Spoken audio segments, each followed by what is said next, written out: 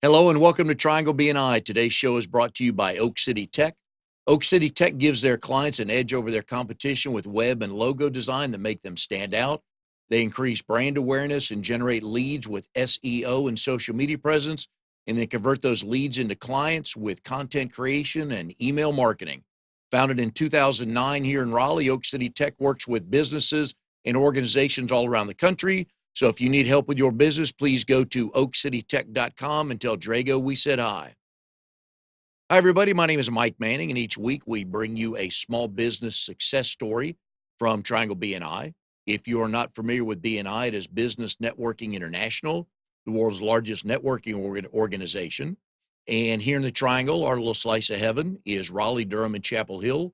About 30 chapters meet each week, almost 600 members, and all we do is help each other grow our business. Today's successful small business story is Mike Davis with Lucid Impact. Mike, glad to have you here today. Thanks. Mike is Lucid Impact, making you shine online every week when he goes to meeting. That is his tagline. And we're going to get into why you help people shine online. Mike is in RD39 Business Connections, meets every Friday morning at 8 o'clock at the Wake Forest Coffee Company upstairs. So if you're a morning person, if you like Fridays, and if you like Wake Forest, please come out to his chapter. They are a lot of fun. All right, so we talk a lot of times in the technology world about every minute it's changing, every 30 seconds it's changing. So I want to talk a little bit about that today on what people need to know. More importantly, what we amateurs think we know and why we should call somebody like you. So basically, in this world of yours, I've learned as a simpleton that if I want to track customers, I got to get to their phone somehow, right?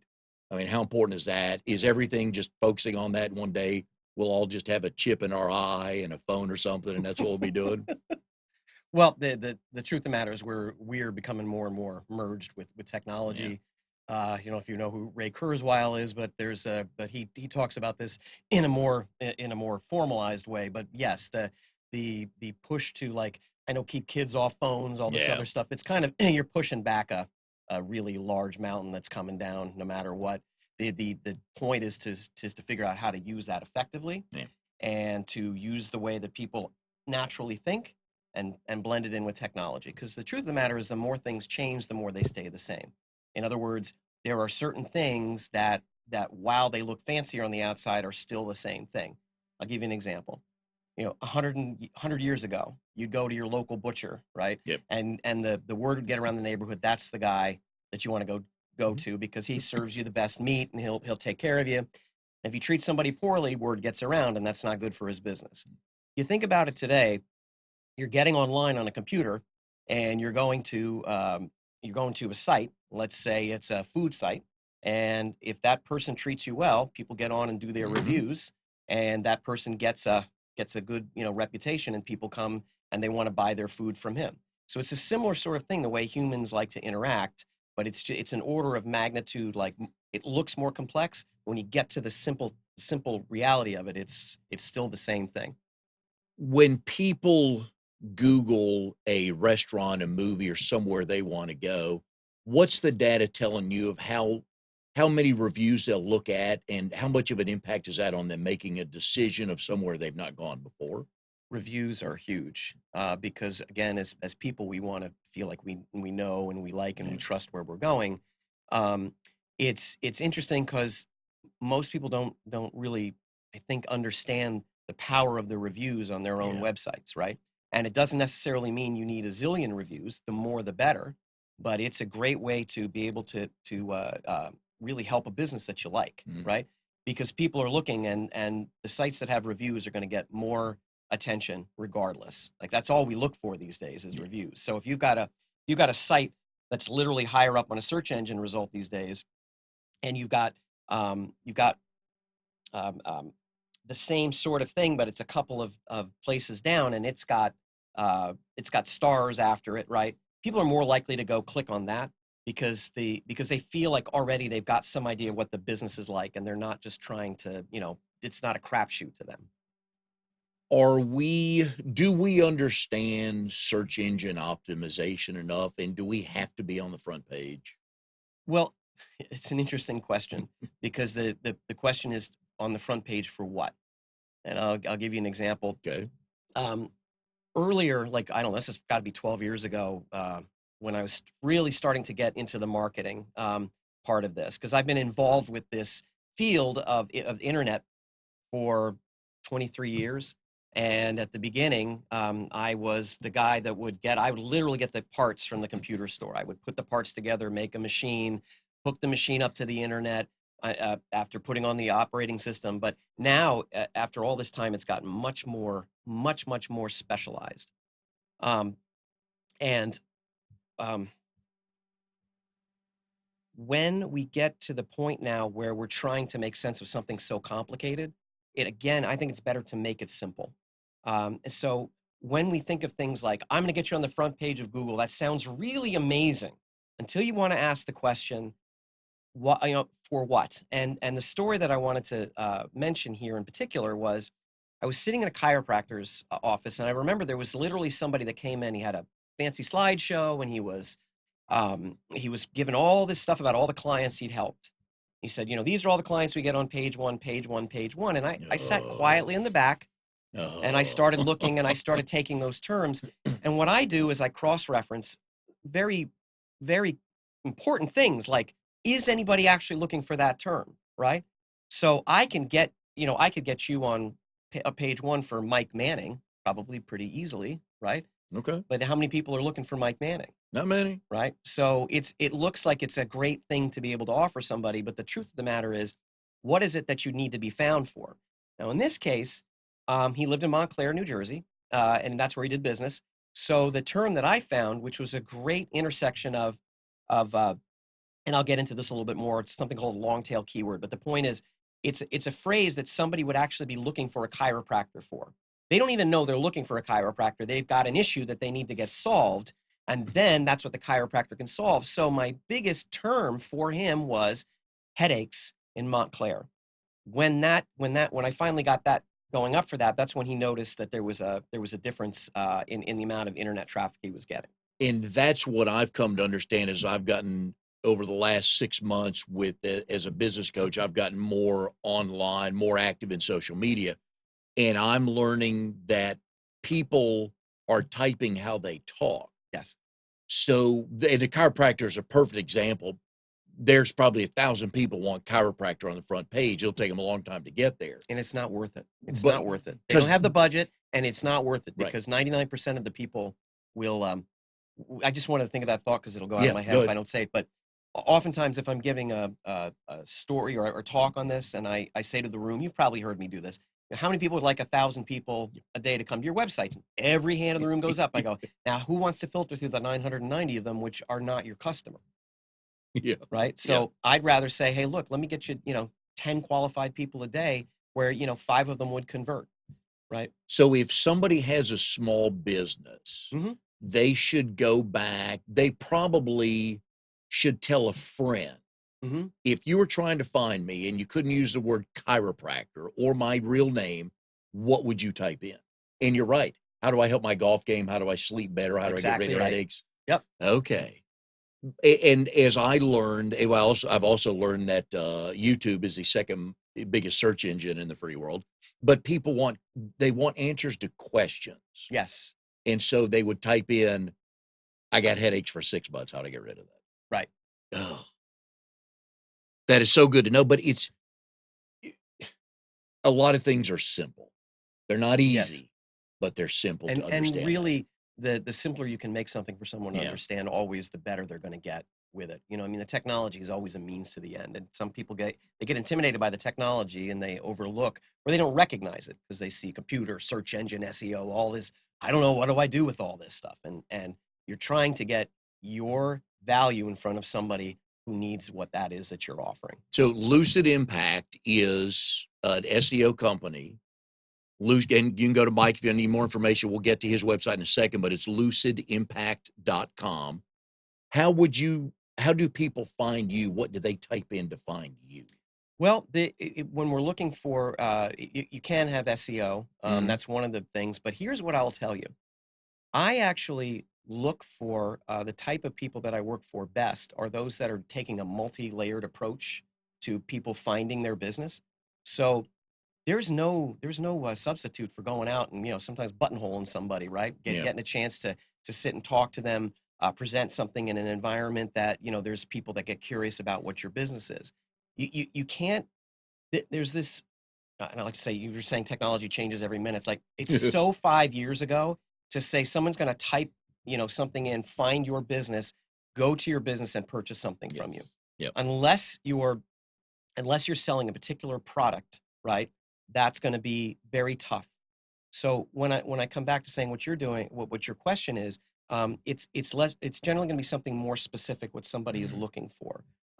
So they're looking to see, how do I rank? There's several different phrases, and I worry less about those though than the businesses that I develop relationships with and have contact with, and then what they're looking for is, am I credible, right? Okay. When they get to my website and they can start to see what people have already said about me, they can look and they can see I'm offering something, for them right away that gives them information they can use right away. Then they don't have to do a bunch of guessing. They don't have to say, "Hey, trust me," right? Yeah. So I'm trying to answer your question, but I'm trying to just aim the question a little bit more like how the people that are really they're leveraging this the best possible way. I mean, there's reasons. Like for instance, Drago, who sponsors this, he's got a good reputation already. I know that is not even on the internet, and local businesses know who he is, right? And for what I do, he does things that I don't do, and I can recommend him for certain things that I wouldn't do, right? So that's still that personal thing. It's just the online. Gotcha. The online part is it augments that. And I like that you mentioned earlier with the example of the chiropractor. It's important. One of the key words can be the city you're in. That's right. And I think a lot of people forget about that because you want to narrow it down. Excuse me. If you're living in Greensboro, you would kind of want that person to know, oh, my office is in Cary. Maybe. Right. No, right. No, this is true. And if you live in Cary, well, I don't want to drive to Durham or to Wake Forest. I want to find the grocery store, the whatever in Cary. So I don't think a lot of people think to put the city into the. Well, they do, but that's something that's happened again when you're again talking about the technology. And what I love about this, because really it's I think anybody that's genuinely has a passion for technology and what it can do is they're always refining what they're doing, right? And so one of the things that really came on the scene, and really not that long ago, is the ability for Google to really discern where somebody is asking the question from, right? Yes. So if somebody is in Cary, it's more likely going to be looking for businesses that are in that area, okay, right? And you can put the city in, but even without the city, it's going to influence what things pop up, right? Because it's a totally different situation if you're doing something that's you can ship nationally, right? Or you can do what you can do nationally and you can do locally. And I think that's a good thing based on the questions you're asking and the answers I'm giving. Really, my focus is on local business or business within a local area, right? So you can put the city in, and sometimes that's helpful, and sometimes you don't need to do it because Google knows where you're searching from. Do you remember your first client? I do. Are they still with you? No, because they just a long time ago. Wow. And how'd that account come about? Well, let me see. Well, that account came about was very interesting because I was definitely in the Wild West, and my friend Ann Linworth, and she runs a very interesting software company that does very powerful technology, and it's really for people that need particular types of like high-powered database-driven websites that they're managing a lot of things and they need a lot of versatility. It's not for the faint of heart, but her website is href.com, and she and I have been, and that's how long she's been around, try and get href, which is the tag for linking on a web page. HREF? Yes. Nobody could get that name anymore. We were doing stuff back when we were very excited because the browsers, the newest version of the browser could actually center text, and we could get something other than a gray background. That's how long ago we started with this. And she knew somebody, because again, this is a personal thing, even though it's online. But she knew a guy who was really versatile. He, well, let's just say his business plan was very good. He would go to yard sales, and he knew records. He knew records really well. Okay. And he'd go find that thing that somebody's selling for $1/4, and he knows darn well that thing's worth $50. And he had an online store in Petaluma, California. And what we started for him was something called vintage.com. Imagine trying to get that name. Oh my. Vintage.com was a record store. And so this was the point about getting all the records, getting them categorized, getting everything put, and they brought me in because even before the internet was really even a thing, I had realized that I knew all the pieces of what makes a web page a web page. In other words, you have to think how somebody is thinking.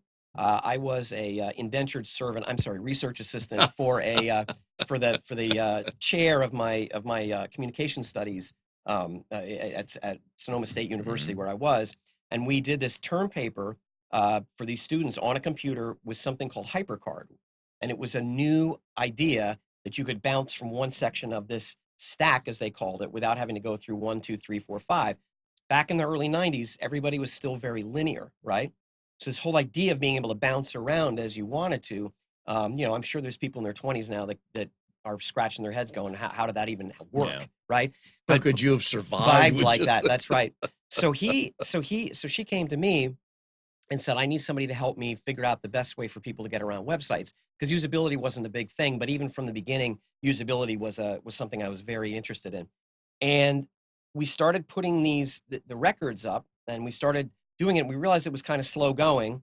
And then she started to figure out early on how a database could hook into a website. So you could put all these records in a database and have them show up as web pages. This was huge. And he was doing very well for a long time. He just decided he didn't want to do it anymore. I mean, he got older and he decided that he just didn't want to do it anymore. But it was fun. That was definitely very fun. How did you come up with the name Lucid Impact? Well, Lucid Impact, it came from, I'd had a website. I mean, I had my company before this was the Decision Coach, because what I know is that the quality of people's decisions mean everything to the success or failure of their endeavor, right? Okay.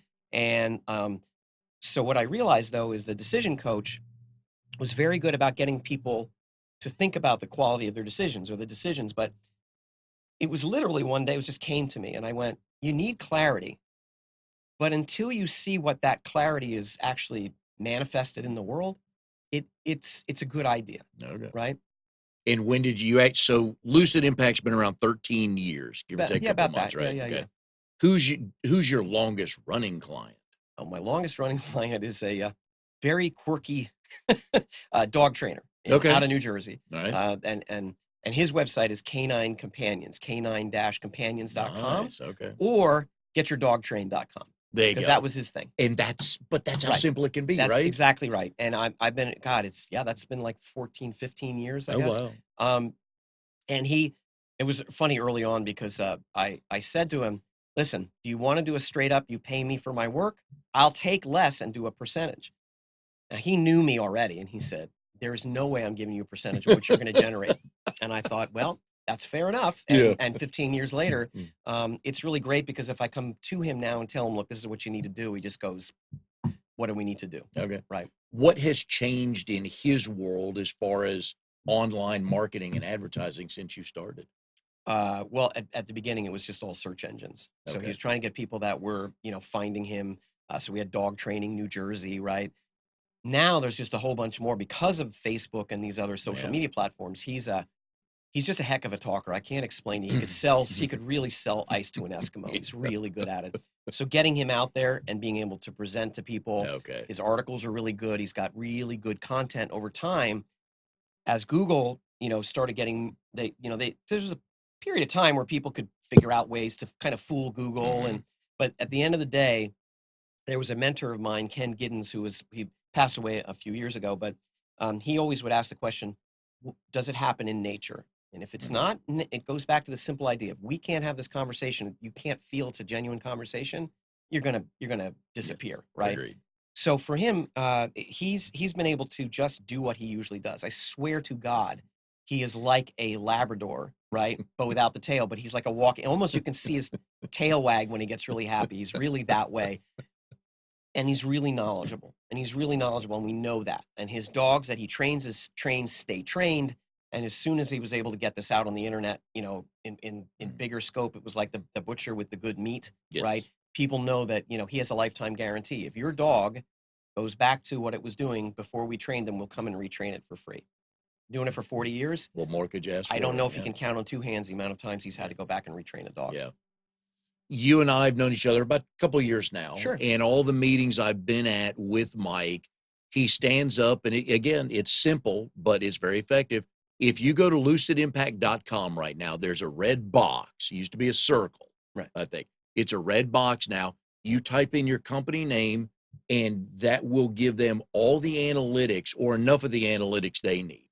That having been said, that information's wonderful in the right hands, just like technology. Sure. So we run that report on our companies, and I owe you a one-to-one because I ran that on my company, which is new, and I kind of expected to get what I got. But what are we, if you're a 10 and everybody else is a 3 to a 7, what are we looking for when we see that report about where our company is seen, recognized, all that? Well, again, there's a lot of because the most important thing is to find that business, that audience that your business will resonate with best. Because then you don't, I mean, people go, everybody and anybody is my client. Yeah, I hate that. In person or online. Hate that. It's just like diffusing like the sun. If you magnify it, we throw it through a magnifying glass, then you can light things on fire, right? But if you diffuse it like that, you don't get anywhere.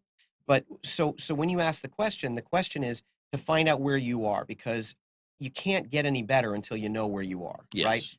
And it's like a map. It Here's really where is I like a am. map. It's like I often say, if you're in the mall, you are here, Yeah. right? And the best thing to do is to figure out where you are Yes. first, and then figure out what's working, because usually there's something that's working, right? Oftentimes, like there's been more than one business. I'm thinking of one in particular where he's having issues in certain areas, but he's got great reviews, right? So I said, one of the things that's really important is that you've got great reviews. So if I can get those reviews in front of more people, people are going to trust you, right? The point about what I'm doing with that report is also, and this is very important. There's nobody I know that's reputable, that's doing, really doing a good job for people, that have any issues with telling you exactly what they're doing as they're doing it. I don't operate in a black box, as it were. I'm happy to say my clients trust me, and I think for good reason. I've worked hard on my reputation, but my point is always trust but verify. Yeah. So get information in front of you that you can use. Like, for instance, in this initial report, you can see I've got this reputation right now. I've got these reviews. I've got these amount of directories that are helping me be relevant, right? All of these things, and I'll break those down in a couple minutes. But my point is, see where this is, and let's see where you need to come up to get start getting better. Because again, it's the old saying, how do you eat an elephant? One bite at a time, right? So you, again, break it down, make it simple. Because if it's too complicated, you won't do it. A lot of us as small business owners, we spend most of our time standing up saying, here's what I do, hoping customers come to us. But with technology now, we can kind of find out who's using our services. That's right. That's right. There's all kinds of things that track. I think a lot of people have probably, if you haven't, there's a word called analytics, and that can go onto your website. There's also things that, like on the social media, that Facebook puts on what's called a pixel. And this pixel follows you around. If you've ever been to a site, let's say you've looked at a pair of shoes and suddenly you go, why are those shoes following me everywhere? Yeah. That's tracking, right? If it wasn't effective, they wouldn't do it, right? And here's a whole nother podcast. Right. I love, and my wife and I verified this one day. I forget what we talked about. We were sitting at home and with both of our phones right next to us, and we started talking about something we've never talked about before. Within an hour, and I kid you not, on her Facebook link was an ad for that. So I don't believe for a second when they tell us they're not listening. I don't know if they're all watching, but I know they're listening. So it is no coincidence. I'm a firm believer of that, but that's a whole nother podcast. Well, but very, I mean, and it Yeah. is, but the quick part of that is be aware of that. I said Oh, at the yeah. beginning, Mm. to try and push back the tide of technology is, I'm sure that when we were going from the agrarian era to the, industrial era, going, well, how are we going to get along without horses? That's just stupid. Yeah. Society's going to collapse, right? So we are moving into, we're in this information age, and the idea is to be aware of what's going on around you, right? And there's Yep. a lot of things to pay attention to, and what you're saying makes sense. I mean, turn your microphone off on Alexa if you want to Yeah. have that thing, you want it listening to you. There's little things, I don't know what it is. Some companies selling you this little thing you can put over the camera. I know this really low tech way. It's called Scotch, masking tape, right? I do a stick-em note. Yeah, just put it right stick a over the note, camera. right? Yeah. You can buy $20 gadgets or whatnot No. that'll, gadgets that'll do Yeah. that. But paying attention so that it's not like you feeling like you're in conflict with technology. Yeah. Is be aware that it's becoming a growing part of your life. During the shows, not only do I like to make sure we entertain people, and Sure. we'll get to a couple of stories. I do like Sure. the dog walker story. That's a good one.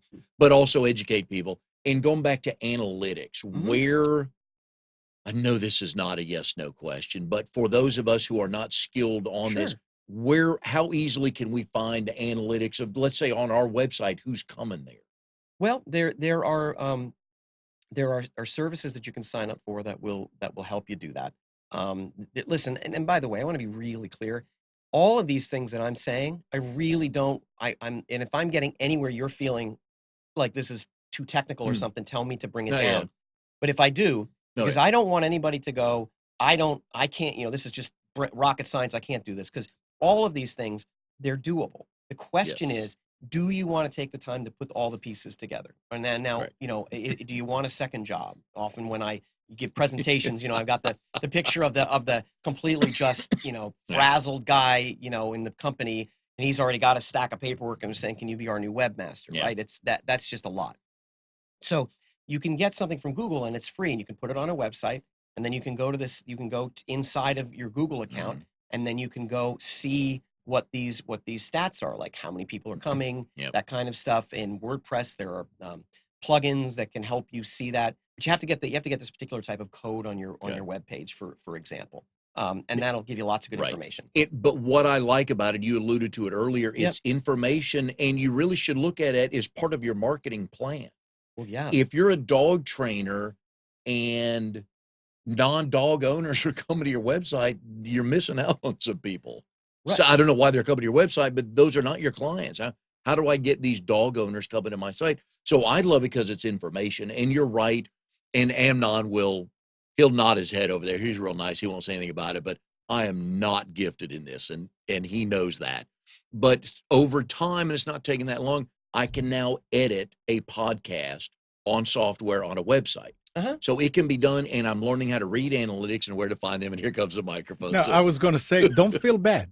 I don't. Because it doesn't bother me at all. Because all that thing about analytics is about to go away. You're not going to be able to do it today as easy as you did it 2 years ago. That's true. All the browsers now are beginning to block tracking. And you could have a tracking blocker before. I mean, I just thought about it because I went and I said, I use Firefox. And I said, what is that new icon I have there? So I just put it on. It says, you disabled tracking for this site. So as our data becomes more important for other people, and they're making money out of it, here we go. It's going to be more and more, hey, use our browser. We protect you. Yeah. But if you go but the one thing you're right is you have to go and put it on your website into the code to allow any kind of, like the Google Analytics. It doesn't just happen. You have to put code into your pages that will say, Google, I want you to analyze this. But that works for those people that are not familiar with how to block tracking. And as the browsers are becoming by default, hey, we're going to block it, then you're expecting people to go in and unblock it. And people are going to say, why am I unblocking it? What? I'm just giving them information that I should get paid for. So it's tricky. It is tricky. In anything in life, if you want to know the what and the why, just follow the money. So we're going to come back. And that's part of what happened. I mean, Right. there were many years ago, it was subtle, but huge. Google used to be able to tell you where things were coming from. It just kind of fell off. Because Google wanted that for themselves. Oh, yeah. So there are certain things. Yeah. There are certain things that you're going to have to change because it's always cat and mouse. Yeah. It's always cat and mouse. Maybe somebody else is going to figure it out because there's just too much money in that data, in that information. Right. So we're gonna come back to all this at the Mike Manning level. Let's kind of make this simple. But I love the insight though, because you're right. It's changing all the time. But people like you understand that. That's right. Why they should call people like you just to get an understanding, get a baseline. Well, for a number of reasons. You know, in general, anybody that I look to for any kind of service, I want to see there's an innate interest and fascination in what they do, and meaning that. And you can't make fascination happen. That's that thing that kind of that spark that like certain things draw you and other things don't. Like for me to to do gardening would be, what did I do wrong? When is my sentence up? Right. And other people that's what they do to relax themselves.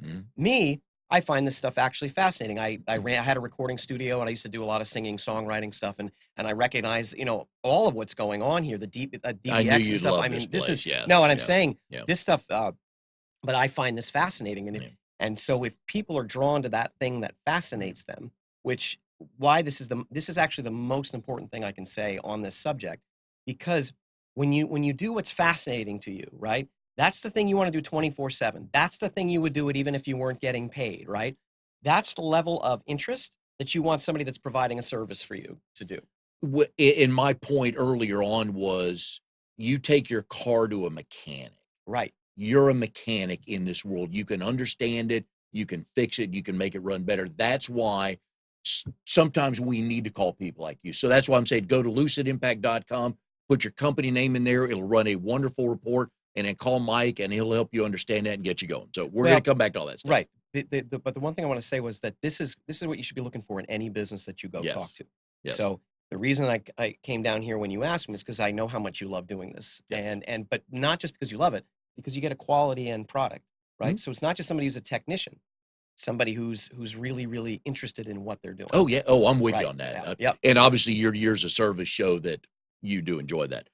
I love to talk about firsts on the show. Sure. And you are the first Sonoma State graduate and Ashworth College graduate, and the first combined graduate of both places. Now, as I do my stalking on the weekend of guests to come up, I love that you have on your things on your LinkedIn site that you had an A- average at Sonoma State. Yep. Show off. Just an absolute show off. And I would have put that if I had an A- average. Well, I was annoyed because I was one class didn't transfer. It would have been magna cum laude. No. But the problem was it was from this state. I don't know if you know what Naropa State University is. Never. Naropa State University is just definitely like the crunchy granola. And I always love to tell this story because I had some classes transfer, but the one that was the funniest to me was that there was a class I took. I took a semester off, but I still wanted to learn. So I took a class in Buddhist meditation.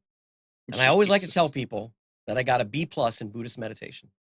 I have no idea how in the heck they actually ranked or rated a class in meditation, but I got a B+. So, how did you get to California? How'd you get to Sonoma State? Well, I got to Sonoma State because in 1991, I actually joined the Navy and went out there and got an ELS, which I don't know if that's called an entry-level separation. Okay. Well, I guess it doesn't really matter at this point, but let's just say I wasn't 100% telling the folks at the recruitment center that my dad's had a problem with it. He was 4F in Korea because of his knees, and there were a couple of different things. So I figured it was a gamble that might happen, but I really wanted to join.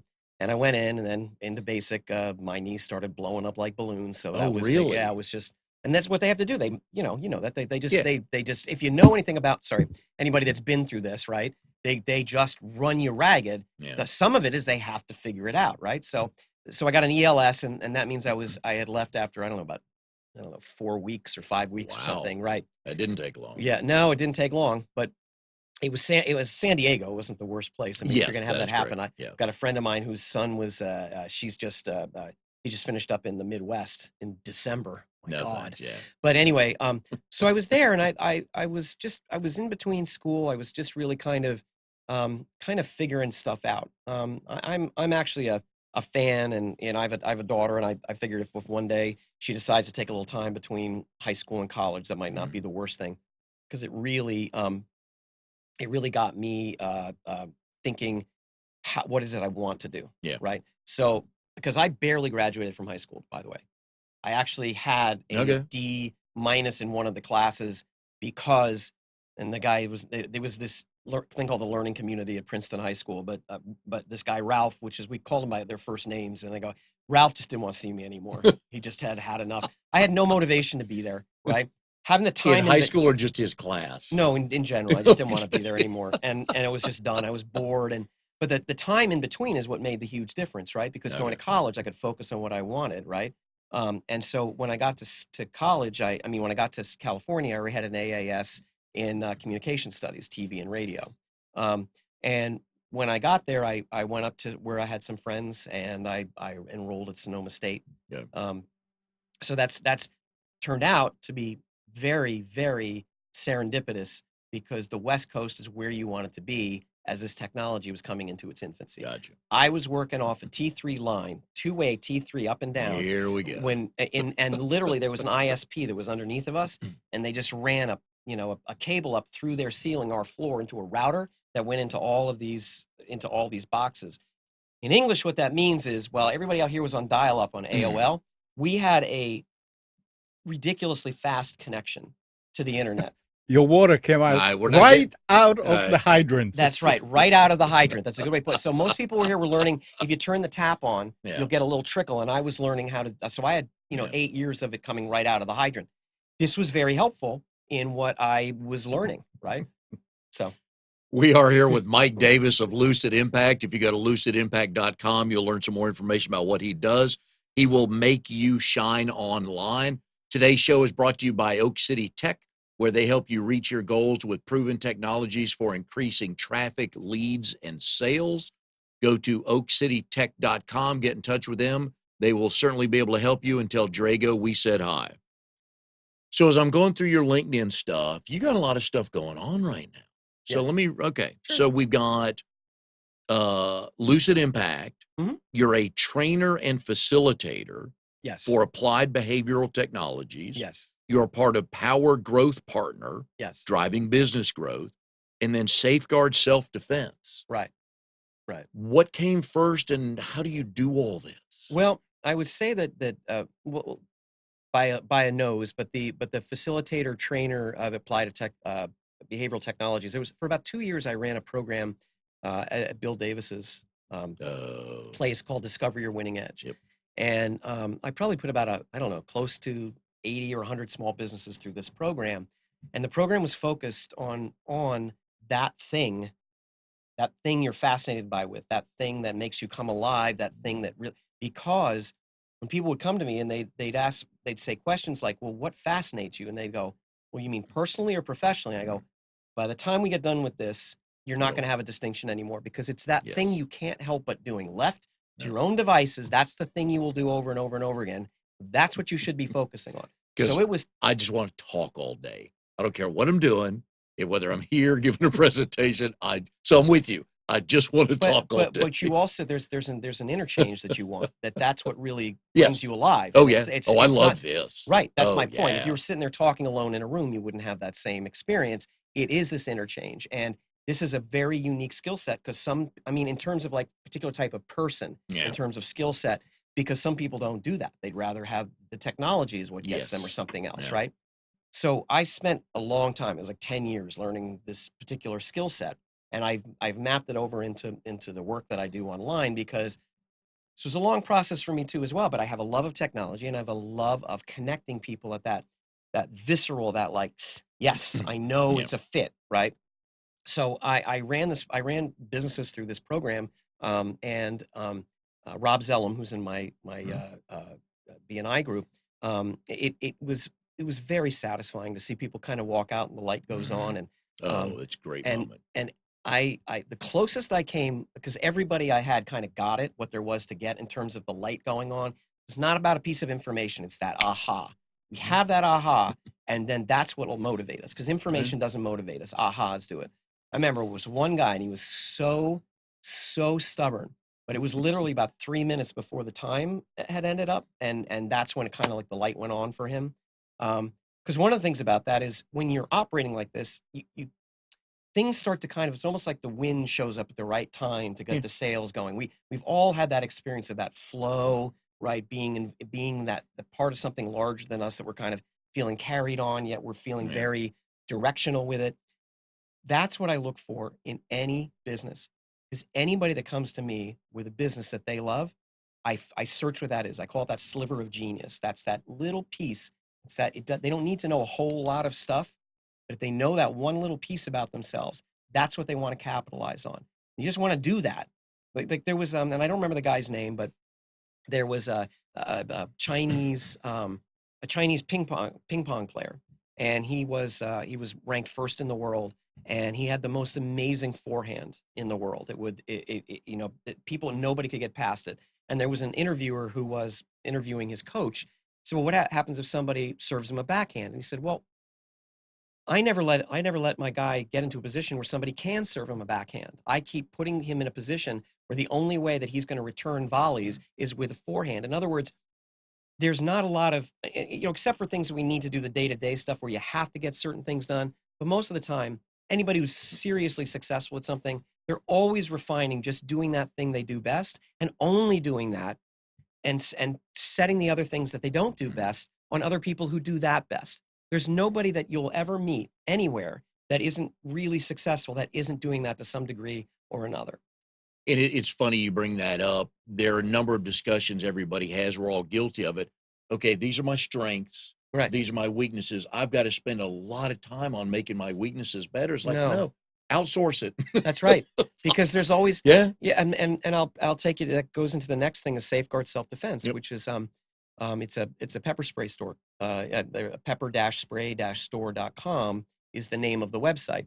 And that started as a marketing effort. Like me and my friend Ken and his daughter, who turned out to be my partner later, because she's just turned into this just brainiac, woman in her late 30s, but I've known her since she was a rugrat, like she was 13, right?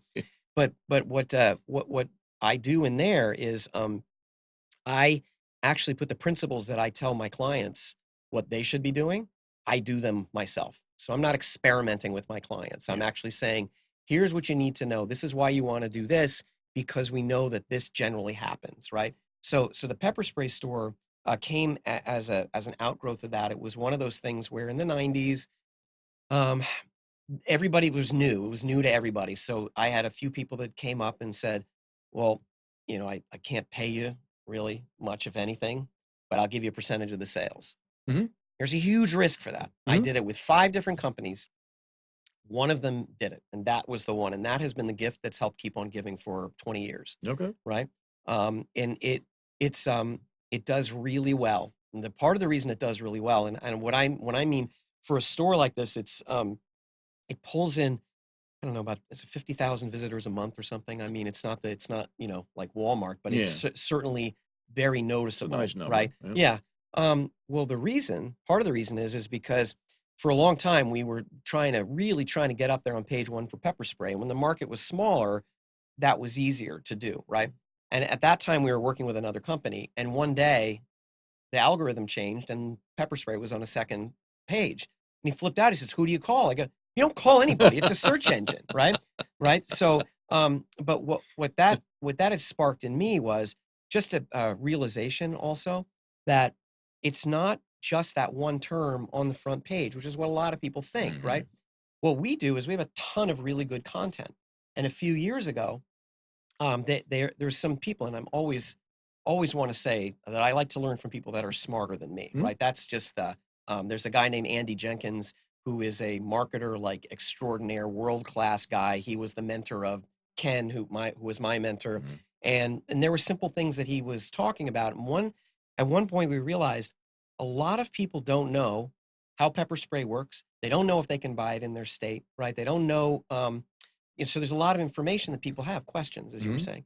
So I remember it was the summer of the videos, and there was a way to put these videos together, which were informational, and they had a very specific pattern to them. and I made a bunch of them, and we're working on getting them in all 50 states at this point. I mean, it's been just the main ones where it's had the most restrictions. We started putting that up there. So now if you, just about every state in the country, we're either on page 1 or we're in that very top section where it looks like we're the authority. So if you do like New York pepper spray laws or Massachusetts pepper spray laws or North Carolina pepper spray laws, our site is usually the one that's giving the authoritative information because we have the information. My point is, talk to that person with that specific question. The reason I'm mentioning any of this is we get about 1/10 of our traffic on the front page.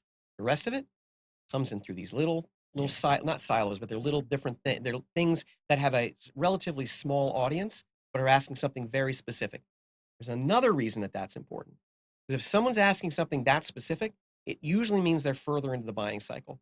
If someone's saying pepper spray, you're paying $1 million for that keyword. You're never going to make it back. And that's usually the tire kickers. Now, if I want to know what the New York pepper spray laws are, I'm probably trying to figure out if I can use it in my state. So I'm much more likely to be buying something.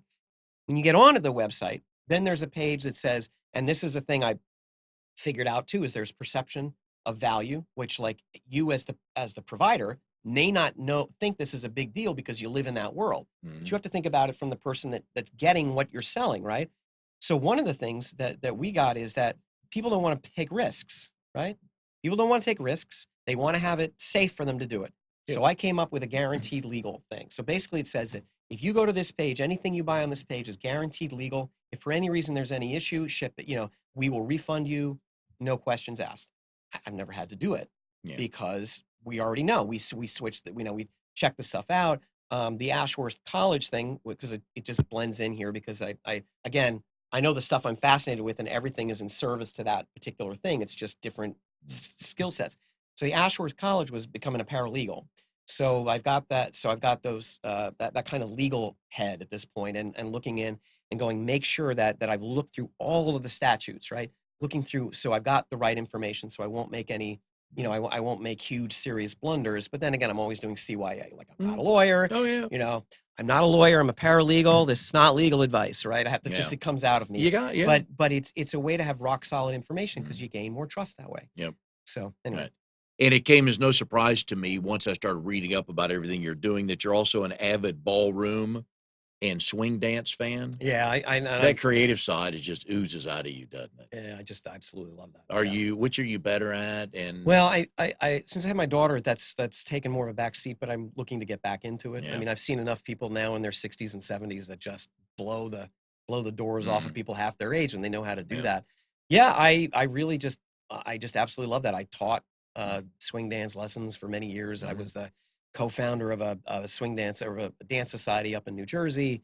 I just love teaching people. I love getting people comfortable with something that is scary to them at first. Could you win a reality dancing show? No, I don't think so. But could you qualify? Could you get on there? I don't know. I mean, I've done bronze level stuff, which is good. Right. And one of the hardest ones is Viennese waltz. Yes. Viennese waltz, international Viennese waltz, really quick it's really just 3 or 4 steps depending on who you're learning with, right? That's very boring for a lot of people. And it took me 6 months to figure out how to do the change steps. And then the natural change step, there's these 3 different steps. But the point is, I had to spend 6 months learning how to do it and 6 months learning how to not crash into other people that were like wobbly tops that were trying to just doing it like weekend warriors.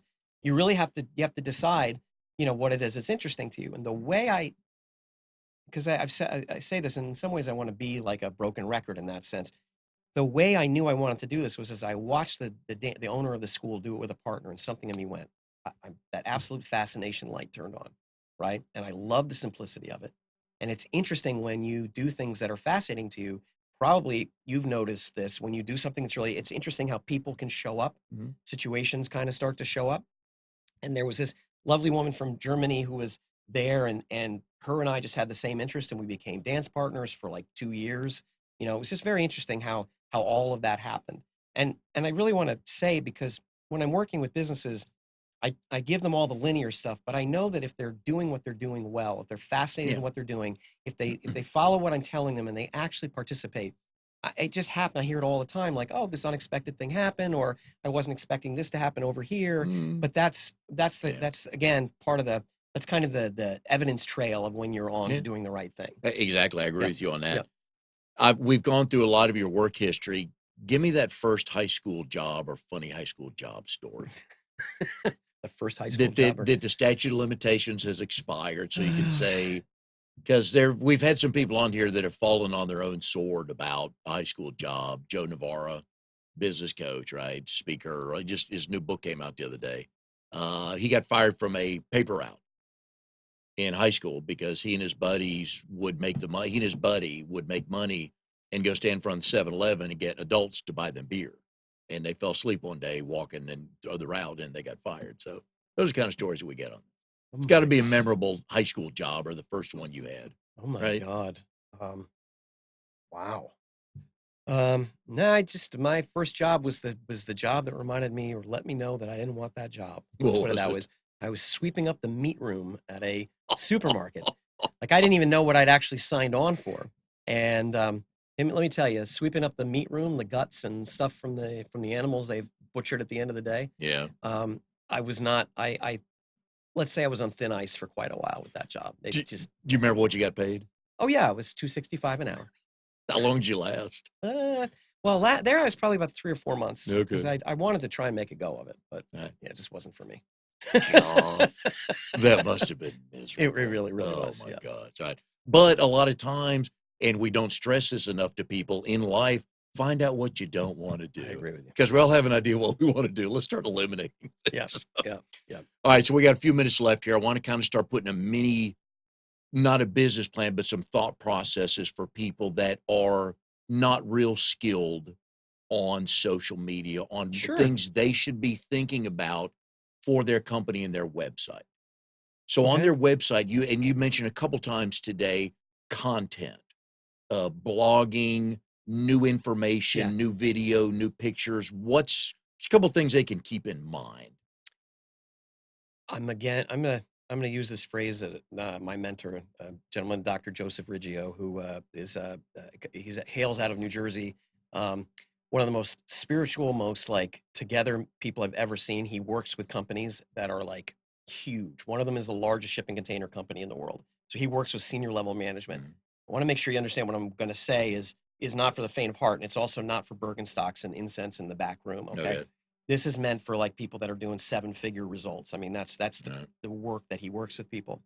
But when you're can you ask the question a little differently? I'm trying to just some tips for solopreneurs like myself and people that aren't quite making, and they may not be making 6 figures yet. No, right. I understand the that. website. What kind of things can we keep adding to our website as we think of Yeah, SEO okay. and growing Right. it? And Okay. just so every time I go back, I don't see the same post from 2018 in April on your website. Right. Okay. So the main thing, the one trick pony is do what fascinates you. Write about what fascinates you. Write about the things you're very interested in, and do fewer of those than trying to get content out there. Because if I'm giving you this, and every Tom, Dick, and Harry is giving you this advice, put content on your website. Guess what's showing up on the website? On websites all over the world, mountains and mountains and mountains of mediocre content. And the search engines are aware of that. You want to do the stuff that actually sticks out for something. And the best way you're going to know what that is to do the stuff that really, it's the thing that gets you up in the morning. It's the thing that makes you, again, like I said at the beginning, the thing that you would do for free, okay? The second thing, and this is a medium, but it's not a silver bullet. Video is really important. Yes. Okay, so we like paid our dues on the pepper spray store, but when I put a video up, Google usually finds it within minutes. Usually an hour is a long time to wait for it to, and we've done that. We paid our dues for a long time to do that. But video is also one of the most engaging things for people, and you don't need to have $1 million. You don't need to go do, these huge high tech things. I actually got to the point where I recognized people were getting stuck on that, and I just got myself a portable green screen set up. So I just take this thing out, I whip it out, stick it on the back of a chair, and I go talk, right? And then I'll take it home and I'll turn it into something. Because one of the things I also want to do is I want to take the feeling like oh my God, if I had to think about, I'm on a podcast right now and I better not mess it up. And there's all this equipment, and That ain't am I happening, giving yeah. enough information? Am I sounding the whole thing just disappears. So I'm just having a conversation, right? Yep. And that's what I want my clients to have with me. Just have a conversation. I'll take care making sure it fits the medium. So the biggest thing is share what's interesting to you. Share about the value that someone else is going to get from what it is engaging with you is. I mean, that's the second thing. We all love to talk about our businesses, right? We love to talk about what's interesting in our businesses, what's interesting to us in our businesses, but it's of course really, really important to think about what somebody's going to get from that. And I don't mean just a straight whiff them like what's in it for me, but what is it that's going to engage somebody to want to deal with you? And that's where the magic happens. And if you go look, oh my God, there was one guy, he did a form of construction. And I just, because the company's changed and so I want to just, not by name. Because I want to go back to the video. So go ahead with the story. Yeah. But in particular, this guy was very smart and he gave a lot of good technical details. And his website was absolutely not doing anything. We went through, and I actually took him through one of these programs. I remember pushing him and pushing him and pushing him. And he goes like, man, I just want to be, I'm just where the calm happens. Like, I'm that guy that puts your hand on your shoulder and say, it's all right. I go, that's all the guy does. His website didn't say any of that. It was just trying to explain stuff. We changed his whole entire website. And there was a very easy to understand tagline in the middle. And when we got it, we started doing analytics. There's things called heat maps. You can see where people are actually visually going on the web page. That thing was white, which means that thing was getting tapped on all the time. It also gave me great information because that wasn't a link. So that was what I turned into a link to go to his list of services. And what I'm learning about video is it does not have to, you don't have to spend $40,000 make it look like it's going on television.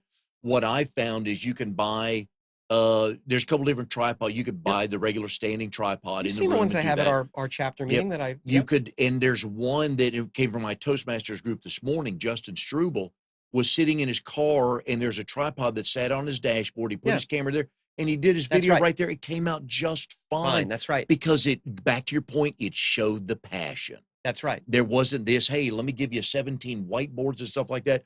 So when you come out of a meeting that you just were fired up from it, it went well, whatever it was, went well, that's when you make that 1 minute about this is why I do what I do. Here's what happened. Here's what I can, whatever it is. But that's where the passion comes from in those moments. Right. And remembering that what you're doing is you do want to connect the person that's watching to what's interesting about that. And again, I stand on the shoulders of people that are, Gary Vaynerchuk. If you haven't heard about Gary Vaynerchuk, I mean, that guy is just, weekly, I mean, this is all he talks about. I mean, this is a guy, a loudmouth from Jersey who's got the whole attitude. But he's exactly right. All of the stuff makes sense that he's saying. And I love his because it's consistently simple. Yep. Just like you said earlier, number of times, just keep doing it. Find what you love to talk about because it'll show. We know when somebody's giving a presentation that they don't believe in. That's right. So why am I buying that from you? Yep. But you can see passion in somebody, and you're right. Those are the people you want to start hanging around with or get connected with. That's right. So stick a video, stick a tripod on your dashboard. Yeah. Sit down with a friend. I mean, I'm obviously saying this is part of what I do, but I sit down and have a conversation with me.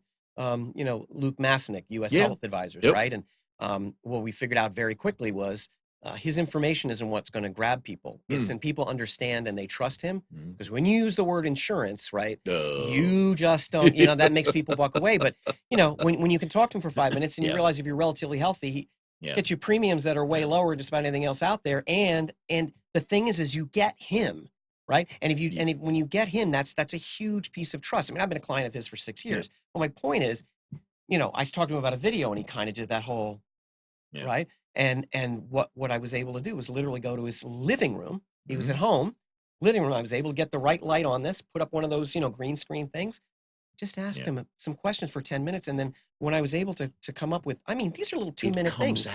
Comes out.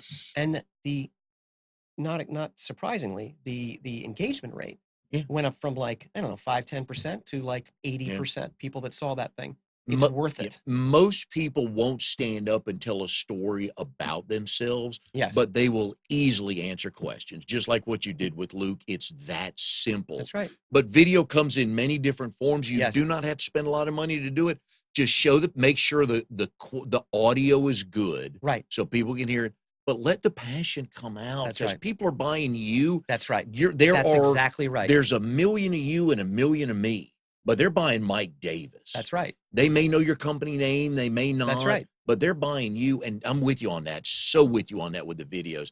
It comes out quick because people are buying you at the end of the day. Which is really why I make it so simple in the website. You go click this thing, you're going to get very valuable information. Oh yeah. And you know, whether you do anything with it or not, I love that people know what's going on with them. And some of them, one guy called me, I remember he said, yeah, and your card's been sitting on my desk for literally a year. Yeah. Because you don't know when the seed comes out, but it's good. Everybody, if you are more comfortable with knowing where your business is at, that's a great place to start from. Yeah. And the other thing is that I feel like the best businesses they're not like looking to shove something down your throat. No. So conversations I have with people they're always informational. They're always educational. They're figuring out what's best for somebody. And sometimes, and it was somebody about a week and a half ago, and we were deciding whether or not we're going to work together. I said, well, I'm going to tell you the truth. I'm actually sizing you up as well as you're sizing me up. Because if someone isn't participating, if they don't get back to me with things, if they're not willing to, then I can't help them. Or they won't listen to you. Right. I do this for a living. I'm recommending you do this. They go, and my brother-in-law Morty says, I don't need to. Right. I'm And like, no. right. But and so that also for me, it sorts people out. Yeah. But I don't need all of the businesses in the area. Yes. What did I just say at the beginning? I don't need all the businesses in the area. Just like every business here doesn't need every single person in the area. Can't Because if you do the ones that really connect well with you, they're going to be raving fans about you anyway. And it's about the relationships, people. If I've learned anything over the years, it's a relationship because they're buying you. We recommend you go to lucidimpact.com. There's a big old red box on that website. Put your company name in there. It'll run a report for you. Get in touch with Mike. At least he'll help you understand where you are and some recommendations on where you need to work on, what you need to work on. Right. Mike, we appreciate having you on the show today. Good luck as the new year. We are, second week of January. So we hope things are off to a good start for you. Yeah. Appreciate having you on the show. Good luck with everything. And we'll see you next time on Triangle BNI.